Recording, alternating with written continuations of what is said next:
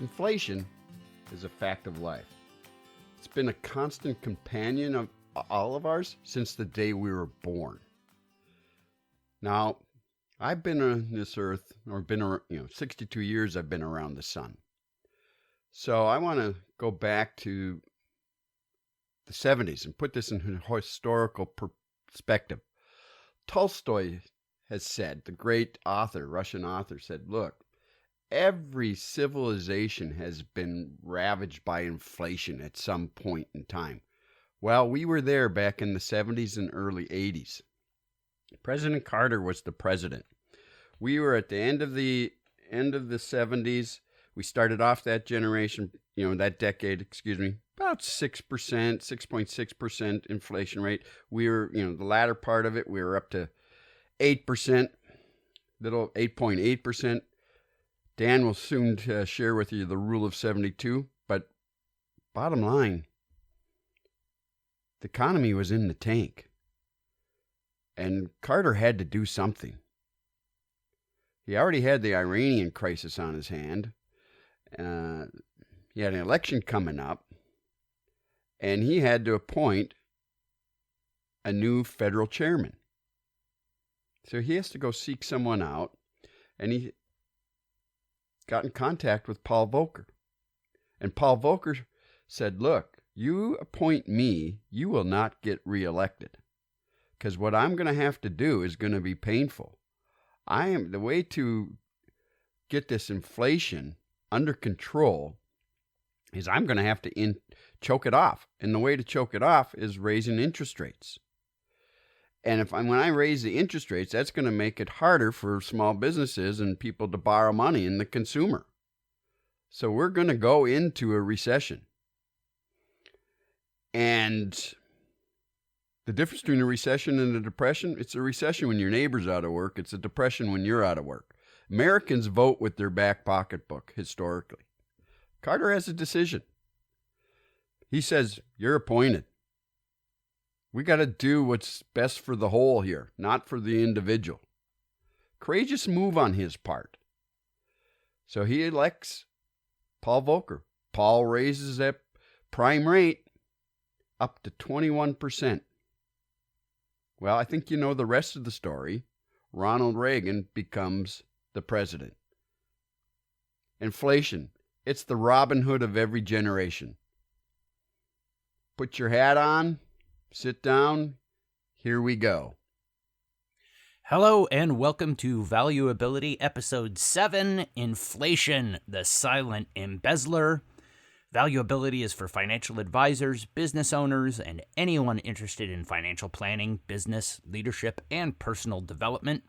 We believe that financial success comes from building a plan on the foundation of your values, and building your ability will help you get there. My name is Danforth Fleek. I was a financial advisor and product wholesaler for over 20 years, and I'm joined each week by my longtime friend and mentor, Philip Simonson. Philip, how are things in the Great North today? We're still waiting for the ice to go out or fall down.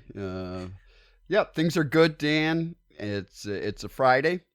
That's Poets Day. You know what Poets Day stands for? I do. Tell the audience. Poets Day stands for piss off early. Tomorrow's Saturday. So Dan and I are doing this right now. We're going to get this thing completed, and the afternoon's going to be free. I've been in the financial industry going on nearly 40 years, as a producer, as a leader, as a consultant coach. And Dan and I we set this up about a month and a half ago, and hopefully you guys are getting value out of it. I know Dan and I are, and we're having some fun, and that's the key. Excellent. You can find the Valuability Podcast on Apple Podcasts, Spotify, Stitcher, TuneIn, wherever you find your podcasts. We should be there. Also, we have a YouTube channel. You can search Value-Ability on YouTube and find all of our episodes there. Also, on our website, value-ability.com, click on the episodes tab, and we post all of our episodes there. Wherever you find us, please like, review, subscribe, share, get the word out. to financial advisors, individual investors. If you're a financial advisor, pass this on to your clients. We're really trying to make this accessible to everyone, so please share our episodes with everyone you know that might be interested. Sign up for our mailing list if you would like exclusive content. Value-ability.com. Click on the Contact Us tab, and you can sign up for our mailing list. Follow us on Twitter and Instagram at value_ability. Twitter is the best way to get in touch with us if you have questions or comments. Instagram is where we post all of our visuals in case you can't get to our website. We're not going to have any visuals this week, but follow us there, so if we do have visuals in the future, you'll be able to get them. And then also on Facebook, if you want to connect with us there, we are at Valuability, all one word. So, starting out our main topic this week, inflation, the silent embezzler. As Philip mentioned, we're going to start out with just the basic rule of 72. If you're a financial advisor, I'm sure you've covered this, but I always say, some of the basic things we often forget to share with clients. And the rule of 72 is one of those, right? It's a really, really important way to get people to understand the importance of the time value of money, right? Is to understand exactly how fast it takes for money to double. Well, and interestingly enough, right, in our current crisis, understanding how fast things double also comes in handy with that side of things as well, right? Actually, I pointed that out to a friend on Facebook the other day. He said, we went from 0 to 1,000 cases in Minnesota in 30 days, and then we went from 1,000 to 2,000 cases in 10 days. So we've tripled our infection rate. I was like, that's not how that works. So I have give him a quick lesson in the rule of 72. So let's review the rule of 72. So rule of 72 states that whatever your interest rate is, so let's say this example, say 10% is your interest rate. You divide that number into 72, so 10 into 72 is 7.2. That's the number of years it would take to double your money. Conversely, you can do it the opposite way, right? Let's say you have a 7.2% rate of return. Divide that into 72. That's 10 years to double your money. So it just gives you a little quick rule of thumb way to understand how fast it takes to double your money. So it's just a really quick little way to let people understand the importance of how quickly money can grow over time. And then you start talking about the doubling of doubling, right? So Dan, I'd like to bolt on to that one. And yeah. I think it's something we all need to know and grasp and to the core. And people ask, what's the eighth wonder of the world? Well, to me, the eighth wonder of the world is the compounding of money. And a great example to use on this, and I used to use this, and I used to teach a financial planning workshop back in the days for American Express. We bring them in for a couple weeks, but I'd make my point this way. Look, I don't golf yet because I don't, ruin a good walk with a game here. But I understand, it's 18 holes. And I would need a caddy because I just don't know anything about the game.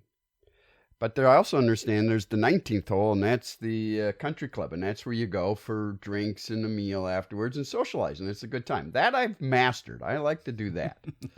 So I'd say to the audience or my students there, look, I'm dating myself. This is the mid 80s.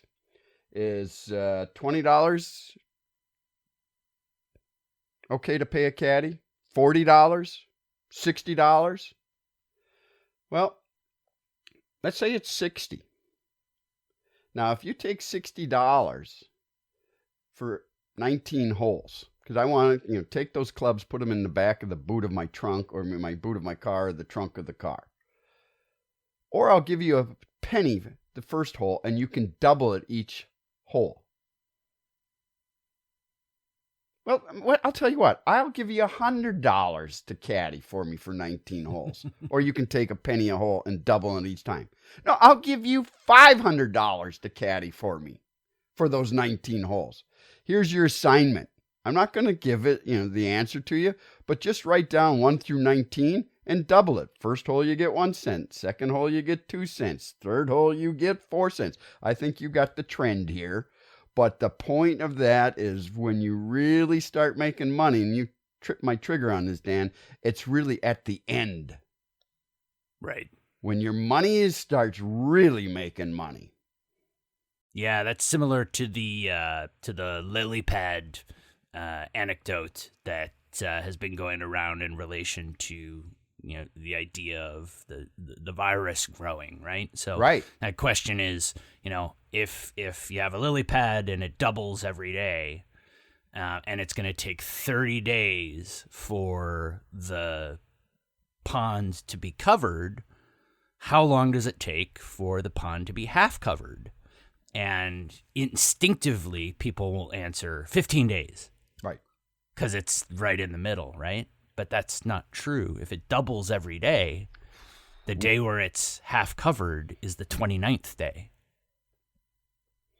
Right. And it doubles on the last and 30th day to cover the entire thing. Yeah. Right? So that just totally warps your perception of how compounding works, right? And so what is the kind of catchphrase that you hear in capitalist society? Well, it takes money to make money. Right. Right? That's the bottom line with the rule of 72 is you need to start growing that nest egg. You need to start growing that savings because it's the compounding over time that really gives you that growth. But this is the really interesting thing, right? Is what we're talking about isn't the compounding of growth. We're talking about the compounding of inflation. And this is where this becomes a giant negative, right? Right. Whereas while you're saving, and this is one of the things that I most tried to get people to understand about inflation is that because it's something, as you mentioned in your introduction, that you're born understanding, you're born knowing, right? I came back from living overseas in England. My dad was in the Navy. We were posted to NATO in 1979 and 1981. So I moved to England before I really had a conception of money. And then I came back thinking in pounds and pence. And so I very distinctly remember what things cost when I got back to America because I had to relearn all of the costs. And milk was 79 cents a gallon, right? And so then as I progressed through my life, that's always been one of the things that I earmark inflation to. You anchored is it. The price of milk, right? And there are other things you can do this with, right? I often did it with clients with your first car, your first house. There are things in your life which you very distinctly remember the price of, right? First time you write that check for buying your first car, you remember that number, right? It sticks in your mind. But while you're a kid, your parents are protecting you from inflation by having a job.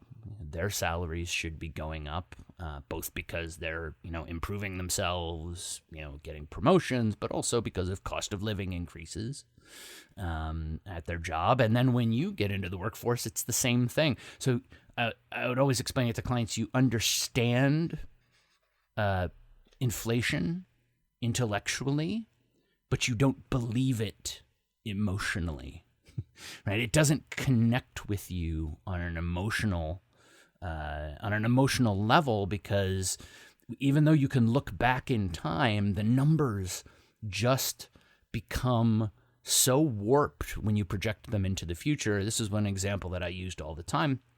A lot of my clients, as I was working, started their jobs in the 70s. And so I would use that kind of as my benchmark time frame. And at the time, I was driving a Ford F-150, and so I would say, so think back to your first car. How much was your first car? And generally, they would have bought it somewhere in the 70s, and it would be somewhere in the $2,000 to $5,000 range, right? So I went back and I looked, I updated the numbers so we have them updated for today. 1979, a baseline Ford F-150 cost $5,000. So fast forward to 2019, 2020, so 40 years later, baseline Ford F-150, roughly about $25,000. So it's about 2.5, times. So it's doubled twice. It's gone from 5,000 to 10,000, then 10,000 to 20,000, right? So it's just beyond doubling twice. So let's just say double twice. Make it easy. So now let's look forward. If I'm 46, if I say I'm going to have the good fortune of living to 86, which my dad is actually just turned 86 last month, so it's possible I could make it to 86. Good innings. Yeah, I would hope so. We would double in 20 years from 25 to 50,000. And then in the next 20 years, we would double from 50 to 100,000. And I would say to the client, now wrap your mind around that. $100,000 for a base model Ford F-150, which probably means the King Ranch version is $200,000. So you're talking $100,000 to $200,000 for a truck before I die, and they just stare at you with this blank stare like that's impossible. And I would say it's not impossible. It's going to happen. Absolutely. And if I traveled to Europe first time in 78, I can remember the lira, Italy. Ice cream cone, or gelato is what they're called over there. And I would have to pay 8,000 lira for an ice cream cone or gelato. Unbelievable. But inflation just ravaged that country after, the two different wars. And what is money? You bring up a great point. Money's only true value is its purchasing power. Now, I'd like to just put it in perspective. Some of you might have done the math pretty quick out there. I said I've been around the sun 62 times, so that's 1957. $100 in 1957, I would need today $897.67 to purchase what $100 could purchase back in the year I was born, 1957. In the 50s, inflation averaged 2%. 60s, 2.3. So I said earlier, I correct myself. The first half of the 70s, because I got my notes here, 6.1%, and then the latter half, as I said, 8.8%. But it reached, I lived this. I started selling during this time. 19% in the early 80s. Well, 19 into 72, what do we have there, Dan? It was just over 3, right? Yeah. Right. So the way you look at it, in 3 years' time, your little Ford example, if it was in the 80s, 5,000, 7,000, it would, in 3 years' time, it would have doubled. You would have had to pay. Right. Right? So it's, and since 82, in 82, your annual income was around average annual income of American was 24,000. Today, you would need to buy that, 24,000? It's like 62,000 to be equivalent at a 2.63% rate of inflation. So the question I think you got to ask yourself here, this silent embezzler, it's the cost of goods going up in the marketplace. Really, inflation is a dilution. That's the way you have to look at it. It's the dilution of what your dollars can actually purchase the goods and services in the marketplace. Yeah, so I always then took the projection of what my client was looking to spend in retirement and did the same thing with that. So let's say that they needed, $3,000 a month in addition to their Social Security. And I would then project that out forward and say, okay, so, 20 years from now, you're going to need 6,000. And then, hopefully you're alive, 20 years after that, then you're going to need 12,000. But then I would start ratcheting up inflation from that. The number that we're using there is just roughly 3%, right? 3 to 4%. Right. Now, remember that the number that so many of us quote, especially in the financial industry, is CPI. And CPI is distorted for a number of reasons. A, they adjust the basket of goods for value, right? So if a computer goes from a 10 megahertz whatever chip to a 13.3 megahertz chip, they say it's more valuable.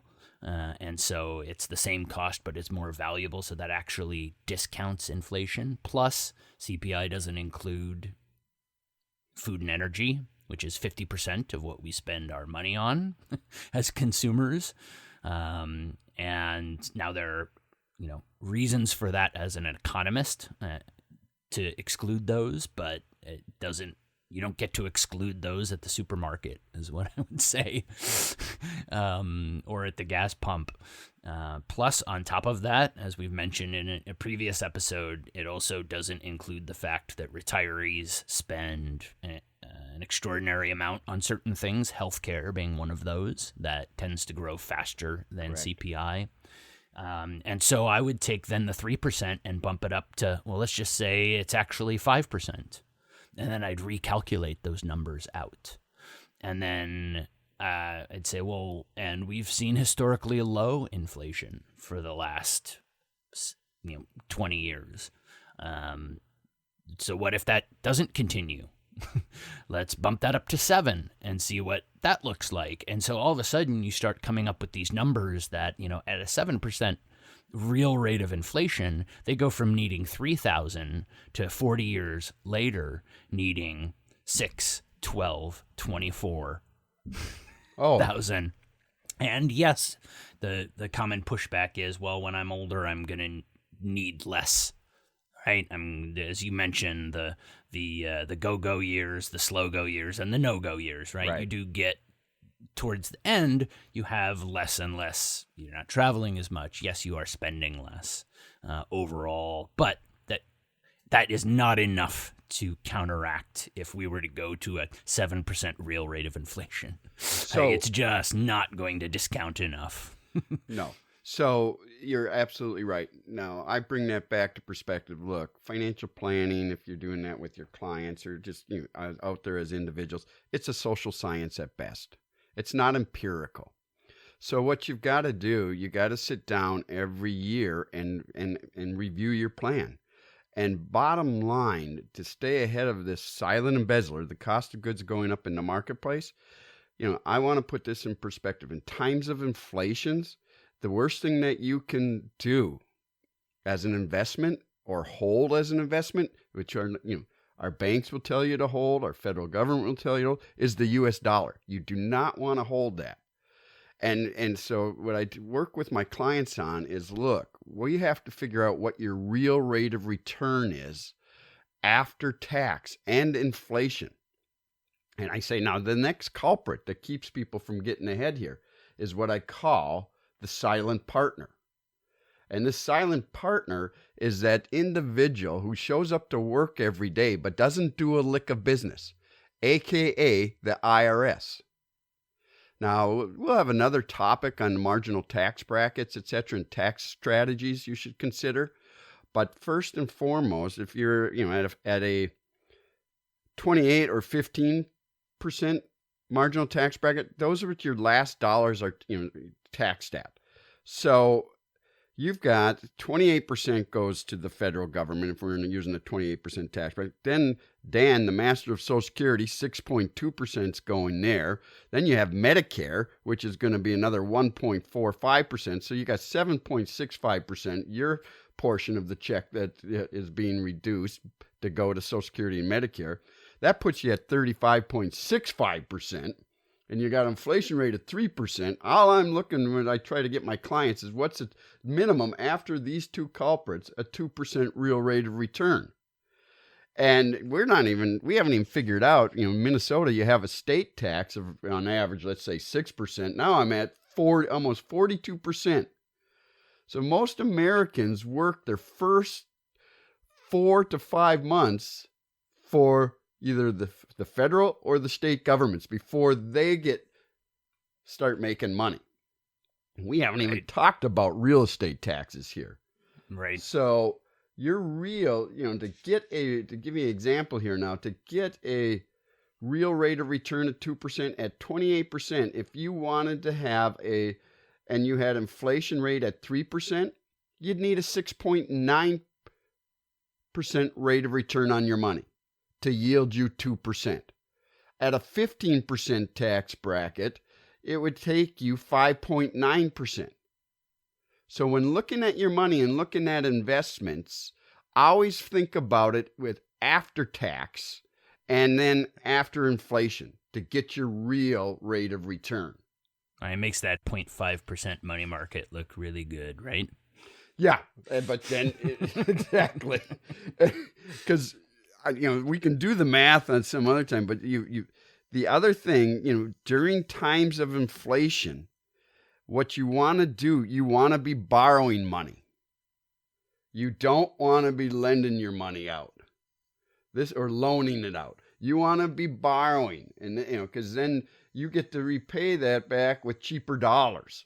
And we can do that. We can have another subject on that and doing the math with that, or I'll put together an illustration of that, so it'll be out on maybe 3 different families and their 3 different investment strategies, and we could put it out on as a tool, Dan, for the team to look at, to the people to look at. But absolutely.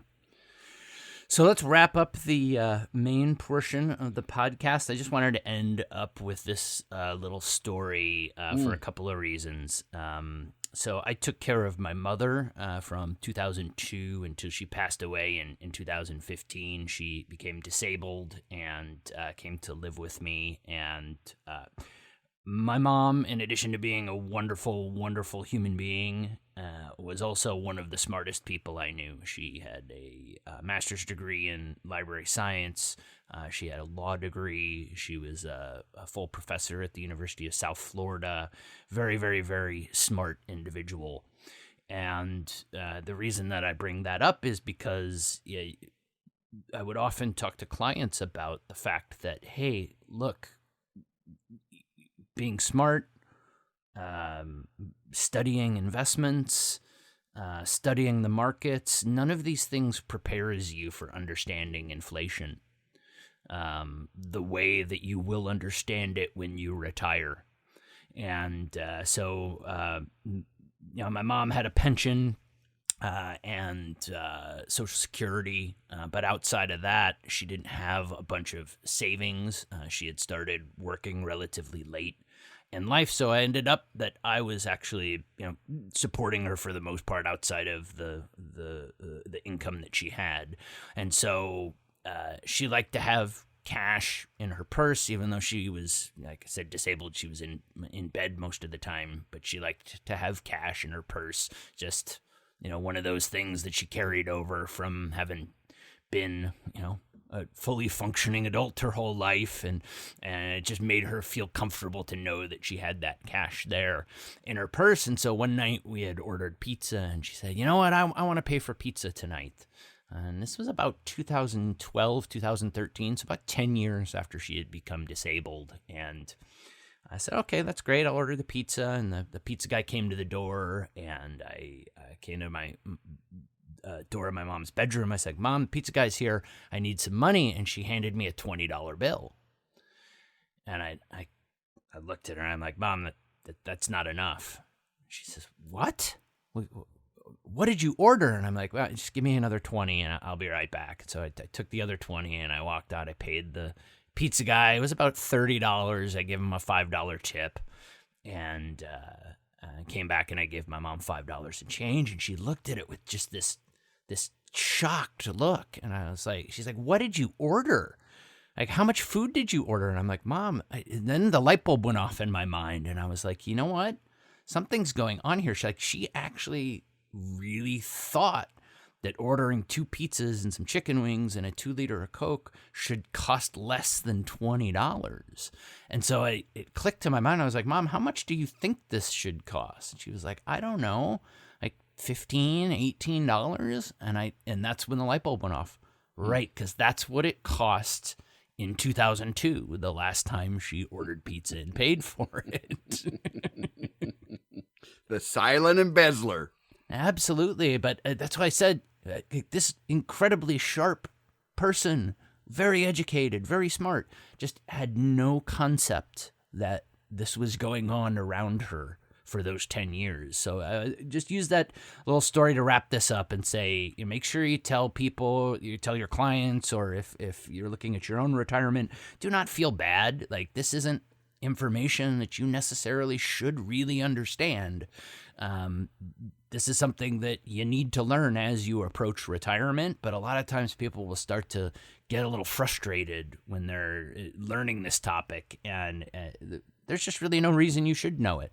And this is why I often say, especially in retirement and getting to retirement, having a financial advisor is so important, and it's because there are things that you're going into that you have no experience with, and if you make mistakes, it's really hard to recover from. So with that, we'll wrap up the main section. This week we have a little bit different of a piece. We're not doing an article. We're actually going to do a video, and I'm going to play the audio for the video here. I'll let you guys listen to it. This is the CEO of Southwest Airlines, Gary Kelly, responding to some questions about the COVID-19 crisis, and we are going to go ahead and play this, and then we'll, on the other side, we will have some comments for you.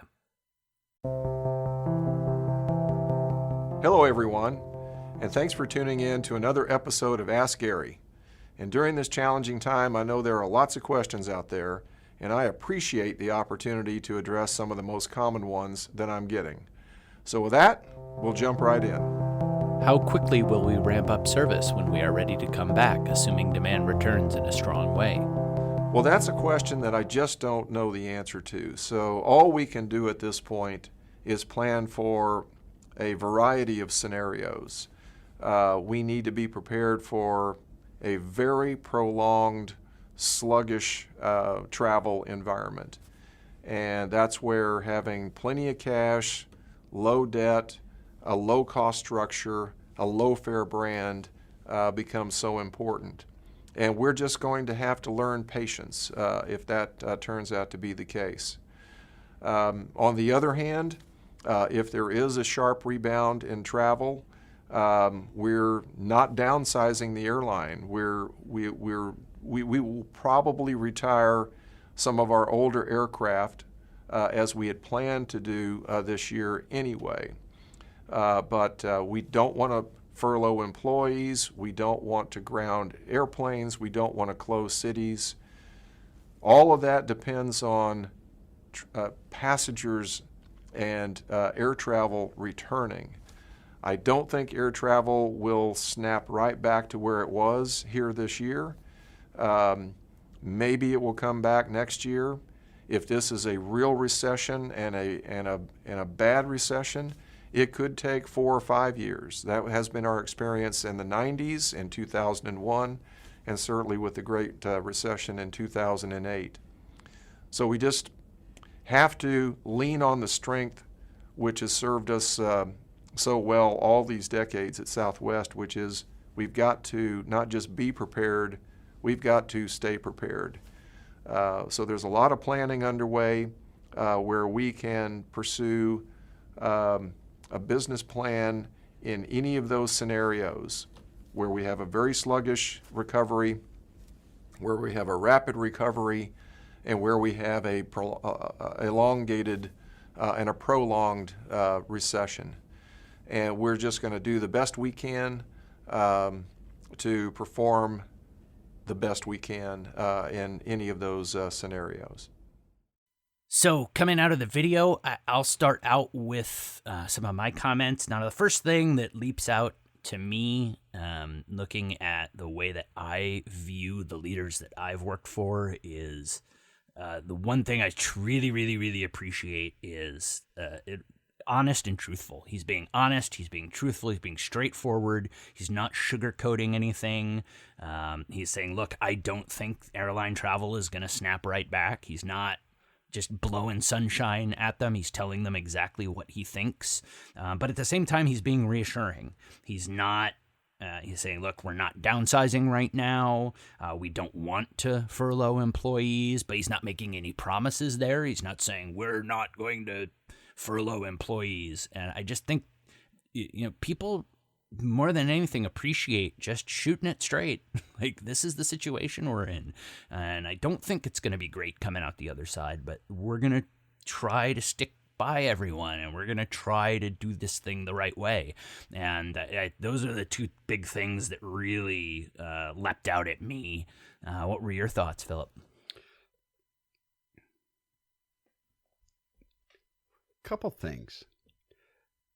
What resonated with me right away was he's preparing for what you and I have been saying in the last few episodes, planning for the certainty of uncertainty. We don't know how we're going to come out. And he nailed it, didn't he? He said three things. We could come out real quickly. We could come out where it's sluggish, or we could be, a prolonged recession. So what I gathered from that, like any good leader, he demonstrated seasoned judgment, and his plans probably have plans, is what I was picking up on. And I'd say this: if from a leadership perspective, and using good seasoned judgment, you should I would predict the probability of different consequences, and then figuring out at least at minimum 5 options for each plausible consequence. So that resonated with me, and that tells me, it gives me faith. And that's the next point. If I was one of his employees, or listening to this, and I think that's, of course, who it's targeted to, as well as all the rest of us, he fostered open communication there. And he was very calm. He kept open dialogue. And if I was part of his organization, I would be feeling well informed. And I'm going to not go to that school of MSU, as you and I talked about that, which in times of crisis and emotions are running wild, both positive and negative. In this case, for us, a lot of anxiety, the negative, and fear and angst. That school of MSU is make it up, and you got to be careful with that. And open dialogue's crucial. And he demonstrated those two things for me.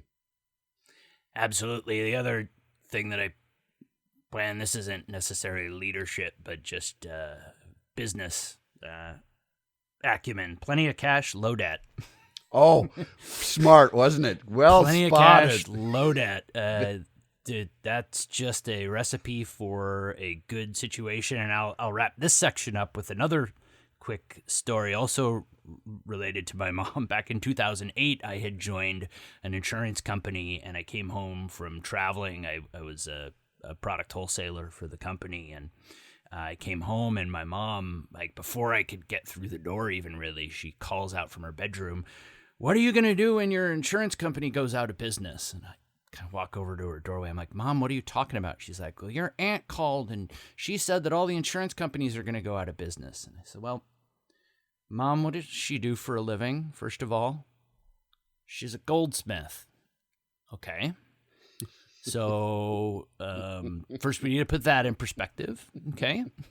Maybe a little bit out of her area of expertise to be commenting on the viability of my insurance company. But second of all, why don't you watch this? And actually, our CEO had recorded a very similar video, and I had it on our intraweb, and I put it up on her video on her screen, on her computer. And basically, he said the same thing. He's like, "We got lots of cash, no debt. We could close the doors tomorrow and operate for 2 years.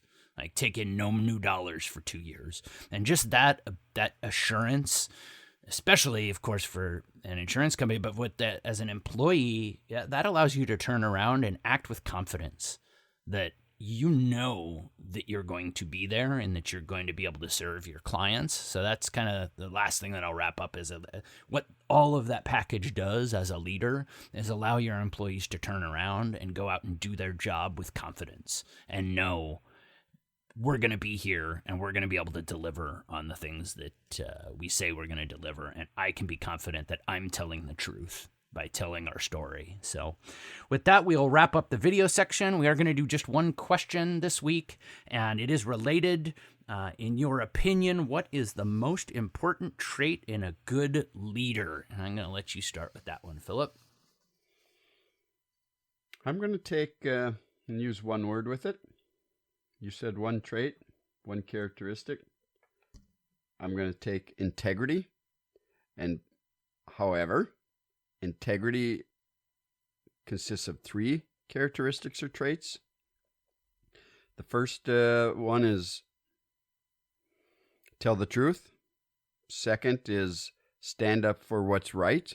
That takes courage. So I'm integrating courage here, the number one virtue, as Winston Churchill used to tell us during the last century. And then the third characteristic or trait that makes up integrity, do what you say you're going to do.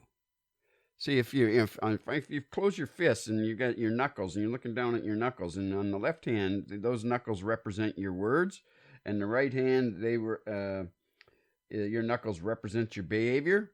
When you put your 2 fists together and the knuckles are touching, your words and your behavior match, well, you know what? You have integrity. You are walking your talk. When you say one thing and do something else, you have a big gap. And if you have that big gap, that you can't be trusted. And we use the word, and we mentioned it, don't use the word trusted. Trust is okay. Trustworthy is even better, because that's the byproduct of integrity. You become trustworthy. I would suggest Madoff, Tiger Woods, Martha Stewart, Dan, who was the guy who ran WorldCom? That's CFO. Skilling. Well, that was Enron. Oh, Enron was Skilling. It was another. You would remind me Bernie. of him, but he just won some big award the year before for managing the finances of WorldCom, and hell, they went belly up. All those people were morally intelligent, I would suggest you, but they weren't morally competent. It's knowing versus doing. So integrity, my first characteristic. I would dovetail off of that, and I would say for me personally, it's a little even more simple than that.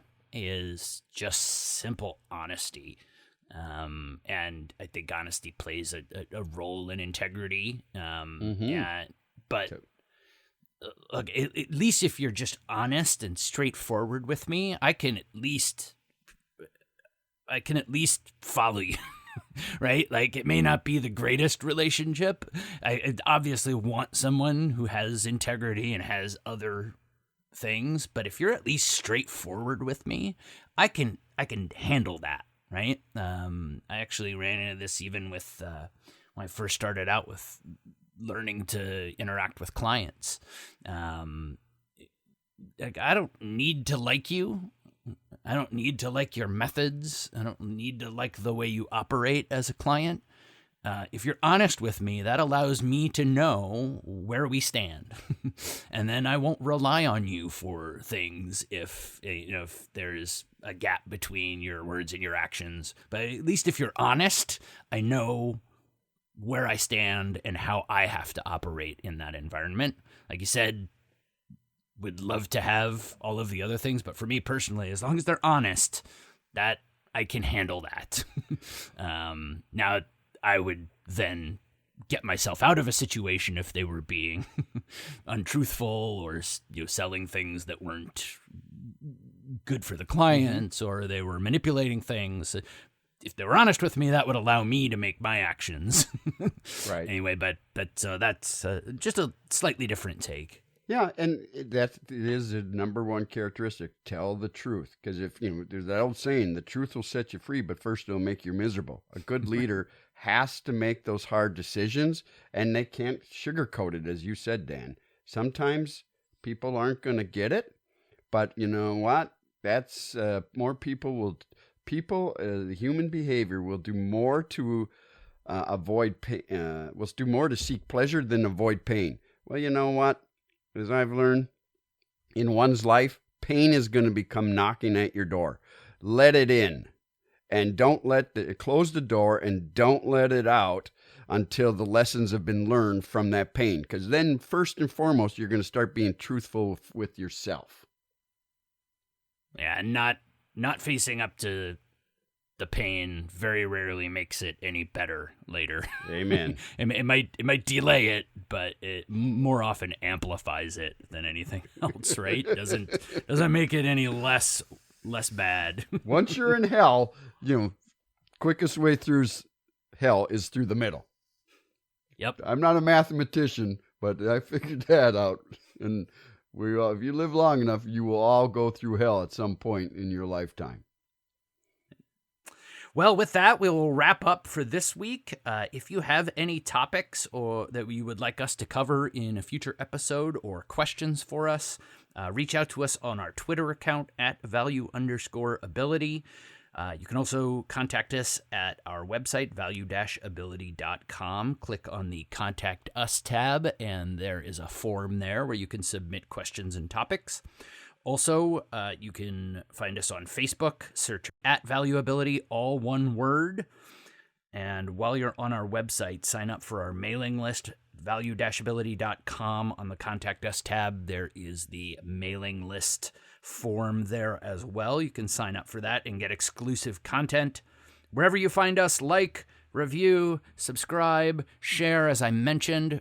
We're not just for financial advisors or business owners. If you have clients or friends that are interested in financial planning or business, I actually just had a good friend of mine that's in real estate listen to a couple episodes, and he really liked it. So your clients who aren't financial advisors or in the financial services business might enjoy listening to the podcast as well. So please share it with them. Next episode, we will wrap up our retirement risks section and discuss longevity. It's not just how long you live is the subtitle for next week's episode. After that, we are going to go into a few leadership topics. I know we've been really heavy on the financial advising side of things as we've started out this. A lot of that has to do with the current crisis, but hang on a couple of episodes. We will focus more on the leadership side of things and personal development as well. As always, thank you for listening, and remember to join us next week. And until then, remember that financial success comes from building a plan on the foundation of your values, and building your ability will help you get there.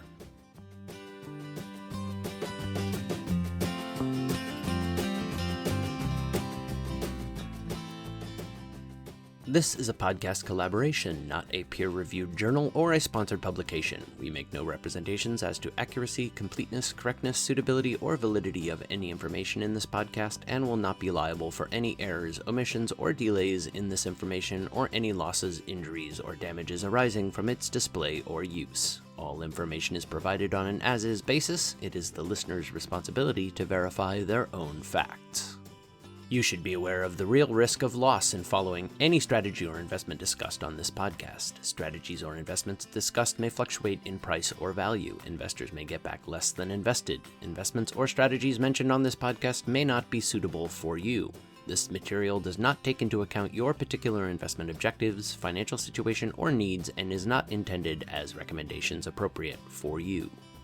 You must make an independent decision regarding investments or strategies mentioned on this podcast. Before acting on information on this podcast, you should consider whether it is suitable for your particular circumstances and strongly consider seeking advice from your own financial or investment advisor. The views and opinions expressed on this podcast are those of the authors and do not necessarily reflect the official policy or position of any other agency, organization, employer, or company. Assumptions are not reflective of the position of any entity other than the authors, and since we are critically thinking human beings, these views are always subject to change, revision, and rethinking at any time. Please do not hold us to them in perpetuity.